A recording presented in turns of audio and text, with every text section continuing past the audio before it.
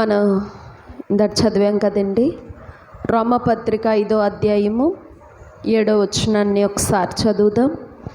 నీతిమంతుని కొరకు సహితము ఒకడు చనిపోవుట అరుదు, మంచివాని కొరకు ఎవడైనా ఒకవేళ చనిపోవా తెగింపవచ్చును. ఇక్కడ మనం చూస్తే ప్రియమైనటువంటి దేవుని జనాంగమా, దేవుని వాక్యం సెలవిస్తున్నటువంటి మాట ఏంటంటే, నీతిమంతుని కొరకు ఒకడు చనిపోవుట అరుదు, మంచివాని కొరకు ఒకవేళ ఎవడైనా చనిపోవటానికి తెగింపవచ్చునేమో. కానీ మరొక మాట చూస్తే, అయితే దేవుడు మన ఎడల తన ప్రేమను వెల్లడిపరుచుచున్నాడు. దేవుడు మన ఎడల ఏం వెల్లడిపరుస్తున్నాడండి? తన ప్రేమను వెల్లడిపరుస్తున్నాడు. వెల్లడిపరచటం అంటే క్రియలలో చూపించటం. ఏ విధంగా చూపిస్తున్నాడంటే, ఇక్కడ వ్రాయబడింది, ఎట్లనగా మనం ఇంకనూ పాపులమై ఉండగానే క్రీస్తు మన కొరకు చనిపోయెను. మనం ఎలాగ ఉన్నప్పుడు ఆయన చనిపోయాడంటే అండి, పాపులమై ఉన్నప్పుడు, మంచివారుగా ఉన్నప్పుడు కాదు. పైన చెప్పిన మాటలు చూస్తే, ఒకవేళ మంచివాని కొరకు ఎవడైనా చనిపోవ తెగించవచ్చును, కానీ పాపి కోసము, అవినీతిమంతుల కోసం, మూర్ఖులు ద్రోహుల కోసం ఏదైనా త్యాగం చేయగలమంటారా? చెప్పాలి, ఏ త్యాగం చేయలేం. కానీ క్రీస్తు ప్రభు ప్రియమైనటువంటి దేవుని జనాంగమ ఎంత ప్రేమ కలిగిన వాడంటే, మనం ఇంకనూ పాపులమై ఉండగా ఆయన మన కొరకు ప్రాణం పెట్టి ఉన్నాడట. హల్లెలూయా, హల్లెలూయా. దీనిలో ఏం కనబడుతుందంటే, ప్రేమ అనేది కనబడుతుంది. మరో క్రింద మాటలు చూస్తే, కాబట్టి ఆయన రక్తము వలన ఇప్పుడు నీతిమంతులుగా తీర్చబడి మరింత నిశ్చయముగా ఆయన ద్వారా ఉగ్రత నుండి రక్షించబడుదుము. హల్లెలూయా. దేని ద్వారా మనం నీతిమంతులుగా తీర్చబడుతున్నామండి? ఆయన రక్తము ద్వారా. ప్రియమైనటువంటి దేవుని జనాంగమా, మనం ఏమయ్యామంటే నీతిమంతులుగా తీర్చబడుతూ దూరస్తులైనటువంటి మనం సమీపస్తులుగా చేయబడ్డామంటే, క్రీస్తు ప్రభు మన కొరకు తన రక్తాన్ని చిందించి తన ప్రాణాన్ని పెట్టి మనల్ని పాపము నుండి విమోచించి ఉన్నాడు. హల్లెలూయా. అందుకనే మొదటి పేతురు పత్రిక గ్రంథము, మొదటి పేతురు పత్రిక 1వ అధ్యాయం 18వ వచనంలో వ్రాయబడింది, మీరు వెండి బంగారముల వంటి క్షయ వస్తువుల చేత విమోచించబడలేదు, కానీ అమూల్యమైన రక్తము చేత, అనగా నిర్దోషమును నిష్కల్మషమునగు గొర్రెపిల్ల వంటి క్రీస్తు రక్తము చేత మీరు విమోచించబడ్డారు. దేని చేత విమోచించబడ్డామండి? గొర్రెపిల్ల వంటి క్రీస్తు పవిత్రమైనటువంటి రక్తం, పరిశుద్ధమైనటువంటి రక్తము చేత మనం విమోచించబడ్డాం. ప్రియమైనటువంటి దేవుని జనాంగమా, ఈ లోకంలో జగదుత్పత్తి మొదలుకొని ఈ దినము వరకు కూడా నాలో ఏ పాపము లేదండి, నేను పరిశుద్ధుడను అని చెప్పుకున్న మానవుడు ఎవరైనా ఉన్నారంటారా? ఏ ఒక్కరిని చూసినా. అంతెందుకు, యేసు ప్రభు వారు దగ్గరికి వ్యభిచారమందు పట్టబడినటువంటి ఒక స్త్రీని తీసుకొచ్చి నిలబెట్టినప్పుడు ఒత్తిడి చేస్తున్నారు ప్రభువుని. మోషే ధర్మశాస్త్రమును బట్టి చూస్తే వ్యభిచారమందు పట్టబడిన స్త్రీని రాళ్లతో కొట్టి చంపేయమని ధర్మశాస్త్రం చెప్తుంది కదా. నువ్వేం చెప్తావు, నువ్వేం బోధిస్తున్నావు, నువ్వేం చేయమంటావని ఓరకే యేసు ప్రభు వారిని అడుగుతుండగా యేసు ప్రభు వారు ఒకటే అన్నారు, మీలో ఎవరైతే పాపం చేయలేదో వారు మొట్టమొదట రాయి ఆమె మీద వేయండి అన్నప్పుడు, అక్కడ వ్రాయబడిన మాట పెద్దలు మొదలుకొని చిన్నల వరకు కూడా ఒకరి వెంట ఒకరు వెళ్ళిపోయారంట. ప్రియమైన దేవుని బిడ్డ, ఆ స్త్రీ ఒక్కతే మిగిలింది అక్కడ. అంటే ఈ పాపం అనేది పెద్దవారిలో ఉంటుంది కానీ పిల్లల్లో ఉండదు కదండి. అంటే దావీదు అంటాడు, నేను తల్లి గర్భములో పిండమునై ఉండగానే పాపినై ఉన్నాను, నా తల్లి నన్ను పాపములోనే గర్భము ధరించింది. అంటే ప్రతి ఒక్కరిలో ఏం కనబడుతుందమ్మా? పాప బీజం అనేది ఉంది. ప్రియమైనటువంటి దేవుని బిడ్డ, కానీ నాలో పాపం ఉన్నదని మీలో ఎవడు స్థాపించగలడు అని పలికిన ఒకే ఒక వ్యక్తి, ఈ భూమి పుట్టినది మొదలుకొని పలికినటువంటి ఒకే ఒక వ్యక్తి ఎవరు అంటే మన యేసు ప్రభు వారు మాత్రమే. హల్లెలూయా, హల్లెలూయా. అందుకని ఆయన పరిశుద్ధుడు అనే మాట ఎవరికి చెందుతుందంటే ఆయనకే చెందుతుంది ప్రియమైన దేవుని బిడ్డ. అది మీకు ఆ మాట ఎలా అనిపిస్తుందో నాకు తెలియదు, కానీ ఇప్పటి వరకు నేను ప్రార్థనలో ప్రభువా పరిశుద్ధుడు నీతిమంతుడు అని ప్రార్థన చేశా. ఈ సమయంలో నిజంగా నాకు హృదయంలో గొప్ప ఆనందం వస్తుంది. నిజంగా మాట ఎవ్వరు కూడా పెట్టడానికి అవకాశం లేదు. ఎవరికి చెందిద్దమ్మా? కేవలం మన క్రీస్తు ప్రభు వారికి మాత్రమే. ఎందుకంటే ప్రతి ఒక్కరిలో ఏదో ఒక మలినం, ఏదో ఒక పాపం కనబడుతూనే ఉంది. కానీ పాపము లేనివాడు ఎవరు అంటే మన యేసయ్య మాత్రమే. హల్లెలూయా. ఆయన కోరుకునేది ఏంటి అంటే 1 దెస్సలోనిక పత్రిక 4:7 వ్రాయబడింది, నేను పరిశుద్ధుని గనుక మీరును పరిశుద్ధులుగా ఉండుడి. హల్లెలూయా. కాబట్టి ప్రియమైనటువంటి దేవుని జనాంగమా, ఈ లోకములో మనం దేనికోసం బ్రతకాలి, ఎవరి కోసం బ్రతకాలి, నాకు ఎవరున్నారని బ్రతకాలని చాలామంది అంటూ ఉంటారు. కొంతమంది వ్యక్తుల్ని కోల్పోయినప్పుడు, కానీ ఎవరి కోసం బ్రతకాలంటే మనం దేవుని కోసం బ్రతకాలి. నీకు ఎవ్వరికి అవసరం లేదేమో, నువ్వు అందరికీ భారం అయిపోయి ఉండొచ్చు, నువ్వు ఒక పెంటవలే లోకానికి కనబడొచ్చు, కానీ దేవుడికి మాత్రం మనం చాలా చాలా విలువైనటువంటి వారం, దేవునికి ప్రశస్తమైనటువంటి వారం. నువ్వు దేవునికి కావాలి. ఎవరికి కావాలమ్మా? నువ్వు దేవునికి కావాలి. నీ ద్వారా దేవుడు తన నామానికి మహిమ తెచ్చుకోవటానికి ఇష్టపడుతున్నాడు ప్రియమైనటువంటి దేవుని జనాంగమా. హల్లెలూయా, హల్లెలూయా. కాబట్టి ప్రభు ప్రతి ఒక్కరూ కూడా చేయాల్సిన ప్రార్థన అండి. ఒక సేవకులే కాదు, నన్ను వాడుకో ప్రభు, నన్ను వాడుకో ప్రభు అని ఎవరు చేస్తారు ప్రార్థన? సేవకులు చేస్తూ ఉంటారు. ఎక్కువ విశ్వాసులు చేస్తున్నారా? చెయ్యట్లా. కానీ ప్రతి ఒక్కరం కూడా చేయాల్సిన ప్రార్థన ఏంటంటే, ప్రభువా నన్ను వాడుకో, నా ద్వారా నీకు మహిమ కలగాలి, నన్ను భూమి మీదకి పంపించావంటే నీ కోసం నేను ఏదో ఒకటి చేయాలని ప్రతి ఒక్కరూ ప్రార్థన చేయాలి. ఎందుకంటే భూమి మీద ప్రతి ఒక్కరూ ఆయన పని చేయాలి. ఎందుకంటే ప్రియమైన దేవుని బిడ్డ, కోత విస్తారంగా ఉంది, పనివారు కొద్దిగానే ఉన్నారు. ఉన్నటువంటి కాపర్లేమో కొందరు సోమరులుగా ఉన్నారు, నిద్రమత్తుతో ఉన్నారు, కొంతమంది తిండిపోతులుగా ఉన్నారంటున్నాడు దేవుడు. కాబట్టి విస్తారంగా ఉంది కోత, కానీ పనివారు మాత్రం కొద్దిమందిగానే ఉన్నారు. నువ్వుతో పాటు ప్రయాణం చేస్తూ ఉన్నవారికి చక్కగా దేవుని వాక్యాన్ని సంభాషించలేవా? చక్కగా రేవులో బట్టలు తోటానికి వెళ్తారు, ఆ కొద్దిసేపే నువ్వేదన్నా వాక్యం విన్న వాక్యమో, లేకపోతే ఏదో భక్తుడి జీవిత చరిత్ర గురించి చదివి ఉండొచ్చు, వినుండొచ్చు, లేకపోతే ఏదైనా సాక్ష్యాన్ని వినొచ్చు.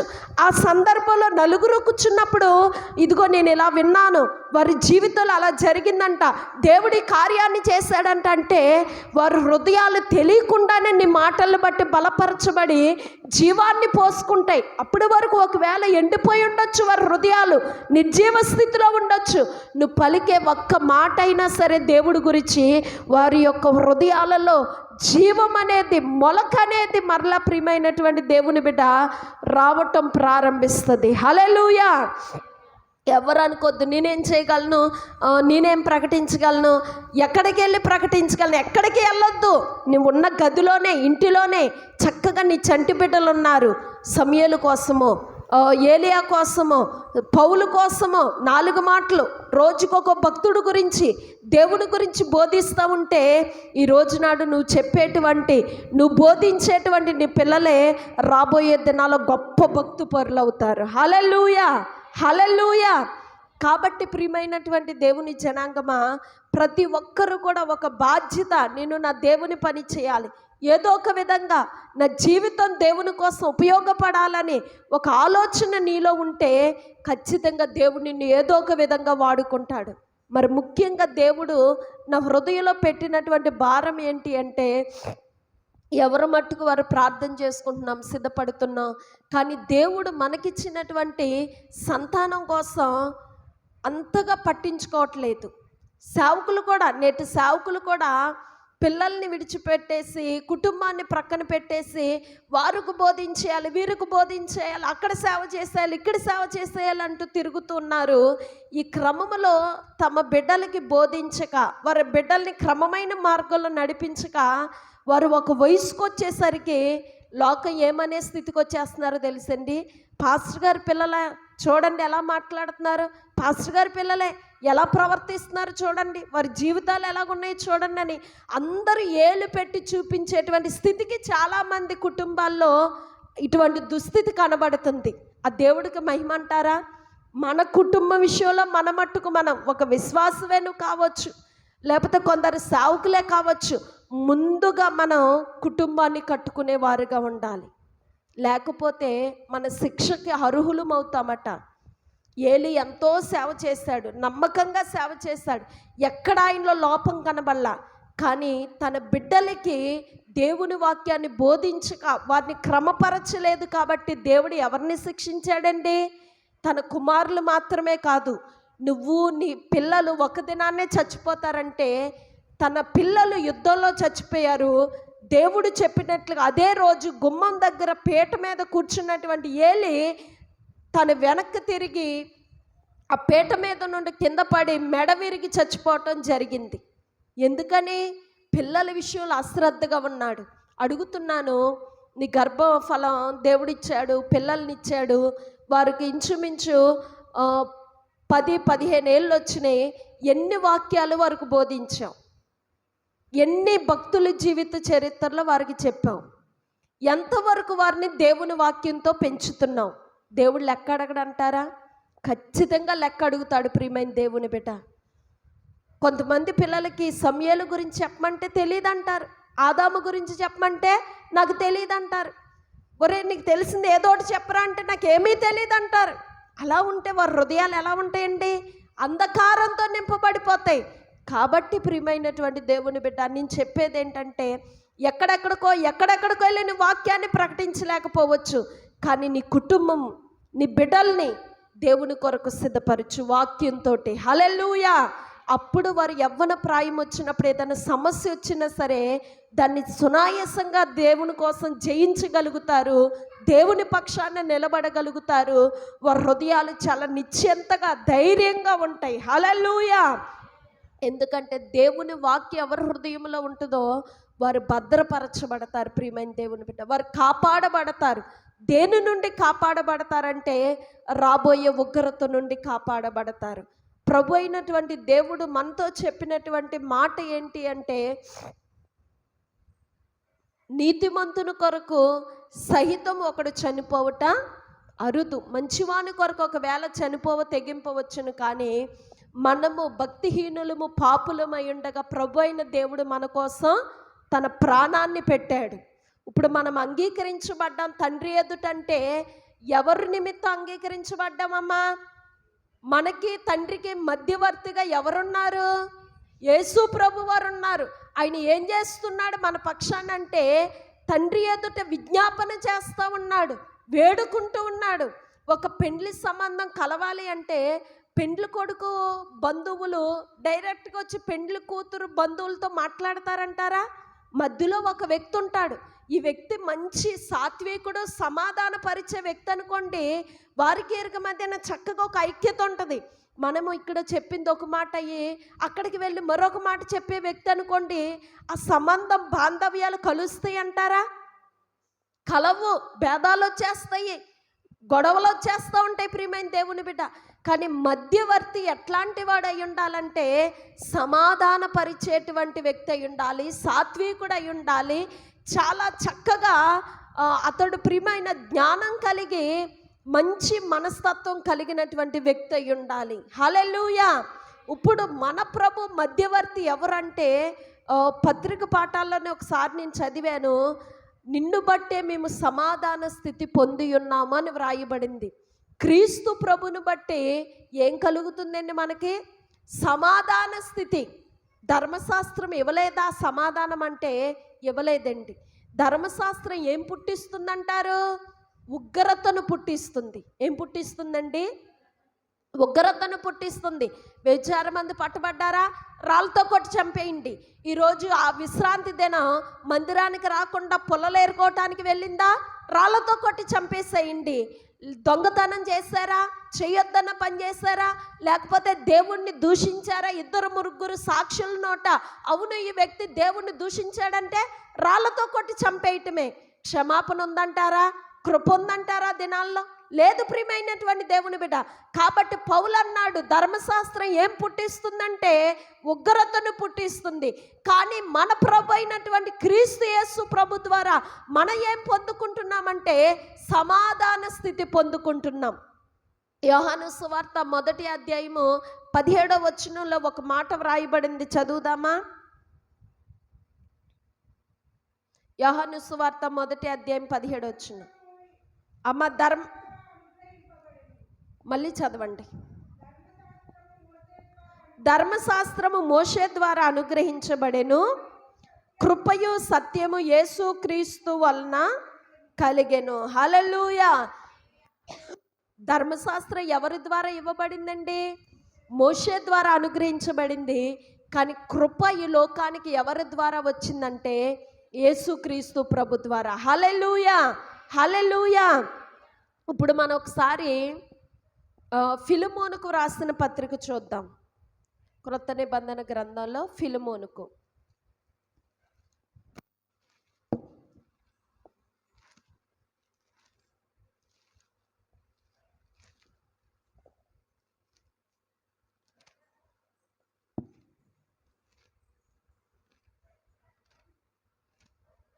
దొరికిందమ్మా?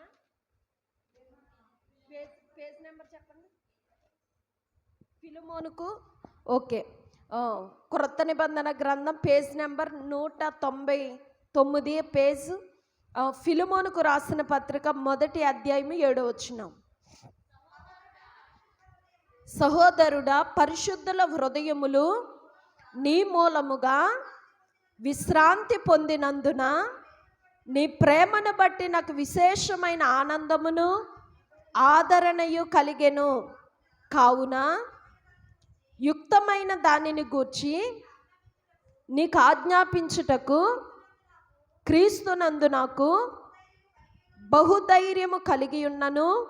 వృద్ధుడను ఇప్పుడు క్రీస్తు యేసు ఖైదీనయున్న పౌలను నేను ప్రేమను బట్టి వేడుకొనుట మరీ మంచిదనుకొని నా బంధకములలో నేను కనిన నా కుమారుడగు ఒనేసిము కోసము నిన్ను వేడుకొనుచున్నాను. అతడు మునుపు నీకు నిష్ప్రయోజనమైన వాడే గాని ఇప్పుడు నీకును నాకును ప్రయోజనకరమైన వాడాయను. హల్లెలూయా. ఇక్కడ మన 3 వ్యక్తుల్ని మనం చూస్తున్నాం. ఒక వ్యక్తి ఫిలిమోను, ఎవరండి? రెండో వ్యక్తి ఒనేసిము. రెండో వ్యక్తి ఎవరండి? ఇప్పుడు లేఖ వ్రాస్తున్నటువంటి వ్యక్తి, మాట్లాడుతున్నటువంటి వ్యక్తి ఎవరండి? పౌలు గారు. అంటే ఫిలిమోను, ఒనేసిము, పౌలు అనేటువంటి 3 వ్యక్తుల్ని చూస్తున్నాం. ఈ ఒనేసిముని ఎక్కడ కన్నాడంటండి? అతను తన బంధకములలో కన్నాడంట. అంటే చెరసాలలో కన్నాడు. ప్రియమైనటువంటి దేవుని జనాంగమా, ఎక్కడ కన్నాడండి? చెరసాలలో. ఇక్కడ ఒక విషయాన్ని మనం గమనిస్తే, పౌలు గారు బహు వృద్ధుడై ఉన్నటువంటి సమయంలో చెరసాలలో పడేశారు. ఎందుకు చెరసాలలో అసలు ఎవరిని వేస్తారండి? దొంగతనం చేసిన వారిని, లంచాలు పుచ్చుకునేటువంటి వారిని, మోసం చేసేవారిని, నరహంతకుల్ని చెరసాల్లో వేస్తారు. కానీ పౌలు గారిని ఎందుకు వేశారు చెరసాల్లో అంటే, దేవుని సువార్తను ప్రకటించినందుకు చెరసాల్లో వేయటం జరిగింది. ఆ చెరసాలకి వెళ్ళిన క్రమంలో అక్కడ ఒక వ్యక్తి ఉన్నాడట. ఎవరండి ఆయన? ఒనేసిము అనేటువంటి ఒక వ్యక్తిని చూశాడు. అయితే అతడు కూడా పౌలులాగానే చెరసాలకు వెళ్ళాడు. కానీ పౌలు సువార్త నిమిత్తం చెరసాల్లో వేయబడ్డాడు. కానీ ఈ ఒనేసిము తప్పిదము చేసి చెరసాల్లో వేయబడ్డాడు. ఈ ఒనేసిమును గూర్చి ఫిలిమోనుకు పత్రిక వ్రాస్తూ ఉన్నాడు. ఏమని వ్రాస్తూ ఉన్నాడంటే, ప్రియమైనటువంటి దేవుని జనాంగమా, అతడు నీకును నాకును ప్రయోజనకరమైనటువంటి వాడు. ఒకప్పుడు నిష్ప్రయోజనమైన వాడే నీకు, కానీ ఇప్పుడు నేను అతన్ని కన్నాను సువార్త నిమిత్తం. ఇక్కడ పౌలు చెరసాల్లో ఉన్న ఒనేసిము కంట సువార్త ప్రకటించాడంటండి. దేవుడి మాటలు బోధించాడంట. ఈ దేవుడి మాటలు బోధించి దేవుని సువార్త విన్న తర్వాత అతడు చేసిన తప్పుదాల గురించి బహుగా బాధపడ్డాడు, పశ్చాత్తాపపడ్డాడు. ఈయన ఫిలిమోను దగ్గరుండేటువంటి వ్యక్తి ఒనేసిము. ఈ ఫిలిమోను దగ్గరున్నప్పుడు ఇతడు మరి ఒక చెడ్డ పని చేశాడు. అది దొంగతనం కావచ్చు, మరొకటి ఏదో కొంత నష్టాన్ని ఫిలిమోనుకి కలిగించటంతో ఈ ఫిలిమోను ఏం చేశాడంటే ఒనేసిముని చెరసాల్లో వేసేశాడు. ఈ చెరసాల్లో ఒనేసిము ఉన్న క్రమంలో పౌలు కూడా చెరసాల్లోనికి వెళ్ళి ఈ పౌలు సువార్తను అందించాడు ఒనేసిముకి. సువార్తను అందించినప్పుడు ఆ దేవుడి మాటలు విని పశ్చాత్తాపపడ్డాడట. అతడు చేసిన తప్పిదమును గురించి బాధపడ్డాడట. ఇప్పుడు చూస్తే ప్రియమైనటువంటి దేవుని జనాంగమా, ఒనేసిము నువ్వు బాధపడకు, భయపడకు. ఫిలిమోను నాకు బాగా తెలుసు, నా ప్రియకుమారుడు అయినా నా మాట అతడు కాదనేటువంటి వ్యక్తి కాదు. నీ గురించి నీ యజమానుడికి మరలా లేఖ వ్రాస్తాను, నిన్ను చేర్చుకోమని నేను అడుగుతాను, నువ్వు బాధపడకంటే. లేదయ్యా, నేను చాలా తప్పిదం చేశాను, అతడు నన్ను అంగీకరిస్తాడో లేదో, నన్ను మరలా అతడు స్వీకరిస్తాడో లేదో, తన ఇంట్లో చేర్చుకుంటాడో లేదంటే లేదు నేను లేఖ వ్రాసి ఫిలిమోనుకు పంపిస్తానని ఆ క్రమంలో ఈ ఫిలిమోనుకు ఉత్తరం రాశాడు. ఆ మాటలు ఇక్కడ మనం చదువుతున్నాం. ఏమంటున్నాడు? ఒకప్పుడు నీకు నిష్ప్రయోజనమైన వాడే ఫిలిమోను, కానీ నేను సువార్త నిమిత్తం ఇప్పుడు నేను అతన్ని కన్నాను, కాబట్టి అతడు నీకును నాకును ప్రయోజనకరమైన వాడు. నేను ఈ చెరసాలలో ఉన్నప్పుడు నీకు బదులుగా అతడు నాకు చాలా పరిచర్య చేశాడు. చేయించుకోవటానికి నీ యొక్క ఆజ్ఞ లేకుండా నీ పనివాడితో నేను ఎక్కువగా పని చేపించుకోవటం, పరిచర్య చేయించుకోవటం నాకు ఇష్టం లేదు. కాబట్టి పెద్దనైన నేను, ముసలివాడనైన నేను నీకు లేఖ వ్రాస్తున్నాను, ఇతన్ని చేర్చుకో అని. ఎవరికి లేఖ రాశాడండి? చెప్పాలి. ఫిలిమోనుకి లేఖ రాశాడు పౌలు. ఇప్పుడు ఆలోచన చేస్తే ఫిలిమోనుకి ఒనేసిమును అంగీకరించడానికి ఇష్టం లేదు, చేర్చుకోవటానికి ఇష్టం లేదు, మనసు లేదు, మనసు విరిగిపోయింది ఒనేసిము విషయంలో ఫిలిమోనుకి. కానీ ఇప్పుడు ఎవరిని బట్టి అతన్ని చేర్చుకుంటున్నాడండి? పౌలు అంటే మాత్రం ఫిలిప్పుకి చాలా ఇష్టం. ఫిలిమోనుకి ఇతడు మాట కొట్టివేయలేడు. అతను ఇతడు మాట అంటే ఆయనకి చాలా విలువనిస్తాడు ప్రియమైనటువంటి దేవుని బిడ్డ. కానీ ఈ వ్యక్తిని అంగీకరించడానికి మాత్రం ఆయనకి మనసు లేదు, ఇష్టం లేదు. ఇతడు చేసిన నష్టానికి అతడు చాలా బాధపడ్డాడు. కానీ మరి ఇతని విషయంలో ఇప్పుడు ఎవరు ఉత్తరం రాసి పంపించారండి? పౌలు అంటే ఫిలిమోనుకి చాలా ఇష్టం. ఆ మాట కాదనలేడు. ఈ పౌలు మాట కాదనలేక ఫిలిమోను ఏం చేశాడండి? ఆ ఒనేసిమును అంగీకరించాడు. హల్లెలూయా! అతడు మరలా తన ఇంట చేర్చుకున్నాడు. మునుపు ఎలాంటి స్థితిలో ఒనేసిము ఉన్నాడో అదే స్థితి ఇప్పుడు ఎవరికి ఇచ్చాడండి? ఒనేసిముకి ఆ ఫిలిమోను ఇవ్వటం జరిగింది. ఇప్పుడు మనం చూస్తే మనం ఇక్కడ ఎంతమంది వ్యక్తులను చూసామండి? పౌలు, ఫిలిమోను, ఒనేసిము, ముగ్గురు వ్యక్తులు ఉన్నారు కదా. ఇప్పుడు ప్రియమైనటువంటి దేవుని జనాంగం, మనం ఆలోచన చేస్తే మనం ప్రభు ఎదుట అంగీకరించబడాలంటే మనం ఎన్నో తప్పిదాలు చేస్తున్నాం. మనం ఎవరికి సాదృశ్యంగా ఉన్నామంటే ఒనేసిముకి సాదృశ్యంగా ఉన్నాం. తప్పిదం చేసిన వాడే కదమ్మా, చెరసాల్లో ఉన్నటువంటి వ్యక్తే కదా ఒనేసిము. ఇప్పుడు యేసు ప్రభు వారు ఎవరికి సాదృశ్యంగా ఉన్నాడంటే పౌలుకి సాదృశ్యంగా ఉన్నాడు. ఫిలిమోను ఎవరికి సాదృశ్యంగా ఉన్నాడంటే తండ్రి అయిన దేవునికి సాదృశ్యంగా ఉన్నాడు. ఇప్పుడు మన నిమిత్తం ఎవరు తండ్రి ఎదుట విజ్ఞాపన చేస్తున్నాడండి? యేసు ప్రభువారు. ఇప్పుడు ఒనేసిము నిమిత్తం పౌలు ఎలాగైతే ఫిలిమోను ఎదుట బ్రతిమాలుకుంటున్నాడో ఒక్కసారికి అంగీకరించయ్యా, ఒక్క అవకాశం ఇయ్యి, ఇతడు మారు మనసు పొందాడు, మంచివాడిగా ఉన్నాడు అని బ్రతిమాలినట్లుగా మన కోసం మధ్యవర్తిగా యేసుక్రీస్తు ప్రభు వారు ఏం చేస్తున్నారంటే తండ్రి అయిన దేవుణ్ణి బ్రతిమాలుకుంటున్నాడు, విజ్ఞాపన చేస్తూ ఉన్నాడు. మన అవిధేయతలు, మన పాపాలన్నీ ఆ ప్రభు మీద వేసుకుని అక్కడ ఇంకో మాట అంటాడు. ఒకసారి చదవండి. నా ప్రాణము వంటి వాడాయను. ఫిలెమోనుకు 1 అధ్యాయము 11 వచనం.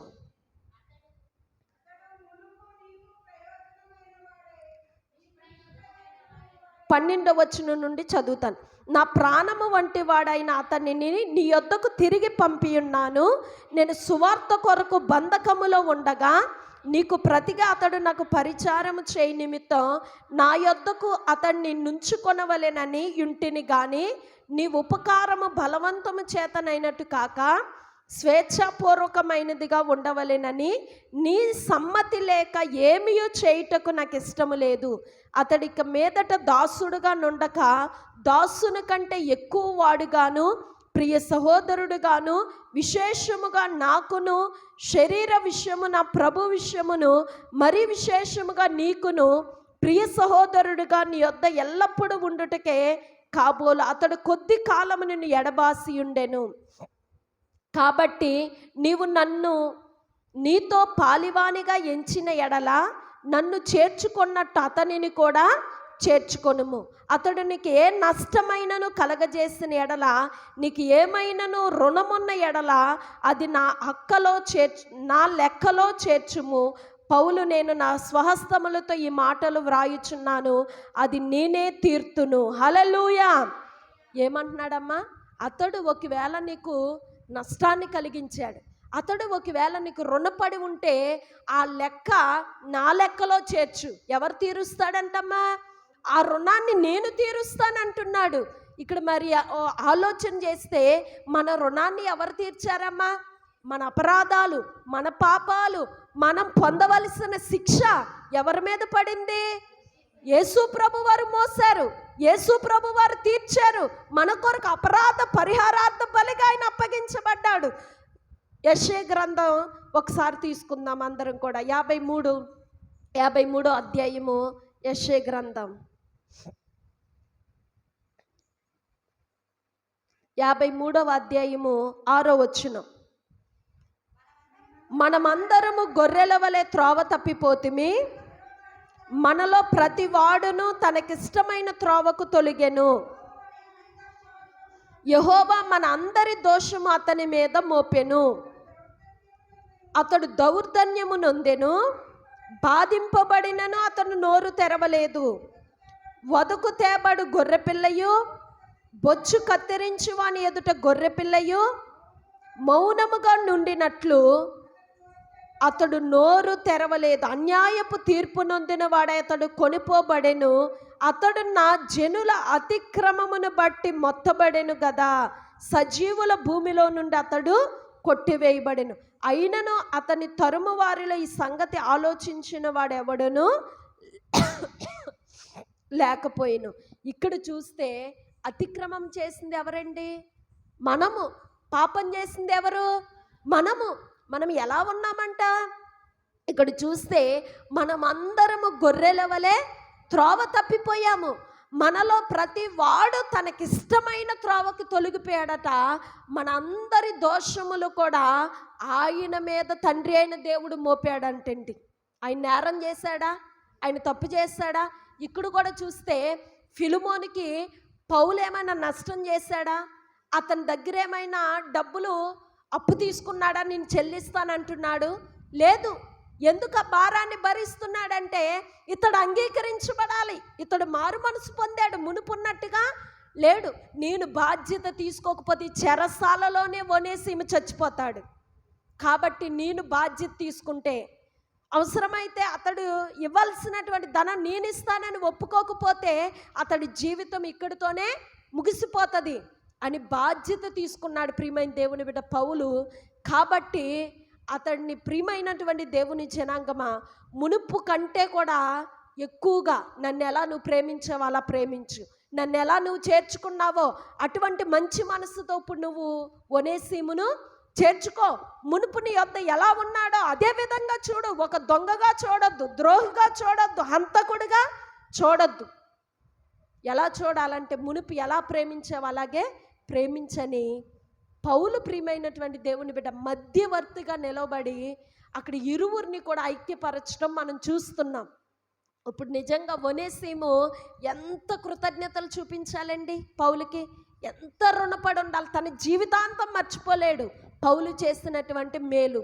అలాగనే ప్రియమైన దేవుని బిడ్డ, మనం అంగీకరించబడటం కోసం, మనం రక్షించబడటం కోసం ఏ నేరము చేయనటువంటి ప్రభు అయినటువంటి దేవుడు యేసుక్రీస్తు ప్రభు వారు మన కోసం మూల్యం చెల్లించాడు.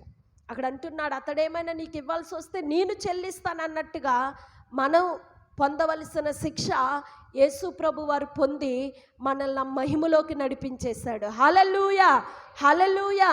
అందుకనే కొలస్సీ పత్రికలో వ్రాయబడింది, 1వ అధ్యాయం 13వ వచనంలో, ఆయన అంధకార సంబంధముగా అధికారములో నుండి మనల్ని విడుదల చేసి తను ప్రేమించు తన కుమారుని రాజ్య నివాసులుగా మనల్ని చేసి ఉన్నాడు. ఆయన ద్వారానే, ఆయన రక్తమూలనే మనకు విమోచన, పాపక్షమాపణ కలుగుతుంది. హల్లెలూయా, హల్లెలూయా. కాబట్టి ప్రియమైన దేవుని బిడ్డ, ఎవరి ద్వారా మనకి విమోచన వచ్చింది, ఎవరి ద్వారా విడుదల వచ్చింది, ఎవరి ద్వారా నిత్య రాజ్యానికి ప్రవేశం మనకు దొరికిందంటే యేసు ప్రభు ద్వారా. హల్లెలూయా, హల్లెలూయా. కాబట్టి ప్రియమైనటువంటి దేవుని జనాంగమా, నీతిమంతుని కొరకు ఒకడు చనిపోవటమే అరుదు. కానీ మనం భక్తిహీనులము పాపులమై ఉండగా యేసయ్య ఏం చేశాడు? మన కోసం ప్రాణాన్ని పెట్టాడు, మనల్ని తండ్రితో ఐక్యపరిచాడు. మన కోసం నిరంతరము కూడా తండ్రి కుడిపార్శ్వమందు ఆసీనుడై ఉండి విజ్ఞాపన చేస్తూ ఉన్నాడు, వేడుకుంటూ ఉన్నారు. హల్లెలూయా, హల్లెలూయా. కాబట్టి ప్రియమైనటువంటి దేవుని జనాంగమా, దేవునికి ఇష్టలుగా జీవిద్దాం, దేవుని చిత్తాన్ని నెరవేర్చేవారుగా ఉందాం, దేవుని గాయాలు కట్టేవారుగా మనం ప్రవర్తిద్దాం, దేవునికి మహిమ తెచ్చేవారుగా జీవిద్దాం. హల్లెలూయా. ఈ మాటలు ప్రభు అయినటువంటి దేవుడు మీ హృదయంలో ముద్రించును గాక. ఆమేన్. చిన్న ప్రార్థన చేసుకుందాం. మహాపరిశుద్ధుడా, నీ వందనాలు, స్తుతులు, స్తోత్రాలు తండ్రి. ఈ సమయంలో నీ అగ్ని కంచెను మాకు ప్రకారంగా ఉంచండి అయ్యా. విన్న మాటలు దుష్టుడు ఎత్తుకుని పోకుండా మా హృదయాల్లో నీరు కట్టి ఫలించుటకు సహాయం చేయండి. బిడ్డలు నీలో నిలిచి బహుగా ఫలించుటకు సహాయం చేయండి. విన్న వాక్యాన్ని అనుసరించి నడుచుకునే భాగ్యం బిడ్డలకు దయచేయండి. నిశ్చయంగా ఈ సమయంలో మేము ప్రార్థనలు కొనసాగిస్తుండగా బలమైన ఆత్మశక్తితో నింపి నడిపించమని యేసు పరిశుద్ధ నామమున అడిగి వేడుకొంచున్నాము తండ్రి. ఆమేన్.